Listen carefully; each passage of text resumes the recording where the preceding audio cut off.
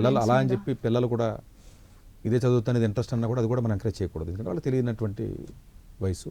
వచ్చి నేను పైలట్ అవుతాను, లేకపోతే నేను ఏదో ఆర్మీకి వెళ్తాను, లేకపోతే డిఫెన్స్కి వెళ్తాను, లేకపోతే ఇంకోటి ఏదో అవుతానన్నా అది కూడా ఎంకరేజ్ చేయకూడదు. ఏదో నాకు బయాలజీ ఇంట్రెస్ట్ ఉంది కదా, ఇది చేస్తాను, లేదా నాకు అది ఇంట్రెస్ట్ ఉంది కదా, అది చేస్తాను, ఇలా రకరకాలుగా చెప్తూ ఉంటారు.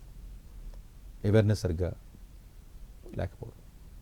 అందువల్ల ఏంటంటే ఏది చదవడం అన్నది కూడా డిఫరెంట్ పారామీటర్స్ ఉంటాయండి. అది సప్లై వర్సెస్ డిమాండ్, దేనికి డిమాండ్ ఎక్కువ ఉంది, లేకపోతే దేని చేయగలరు, లేకపోతే దీనికి వాడికి దేంట్లో ఇంట్రెస్ట్ ఉంది కదా, దేంట్లో ఎబిలిటీ ఉంది, ఇవన్నీ ఫ్యాక్టర్స్ బట్టి తల్లిదండ్రులు చెప్పిన కోర్సులు తప్పులు ఉంటాయి, పిల్లలు చదువుతున్న కోర్సులో కూడా తప్పులు ఉంటాయి.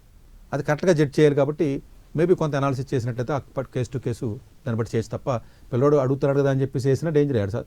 నీట్ కూడా వస్తానే ఏమంటున్నాడు పిల్లోడు, రావట్లేదు ర్యాంకు. జేఈ కూడా నాకు ఇంట్రెస్ట్ ఉన్నాయి కదా ఏమన్నాడు కోచింగ్లో, రావట్లేదు కదా. అవి కూడా ఆడ ఇంట్రెస్ట్ వేసాడు కదా. కొంతమంది పేరెంట్స్ వేస్తారు, వీడు చదవడం. సో బోత్ సైడ్స్ ఉంటాయండి దానికి.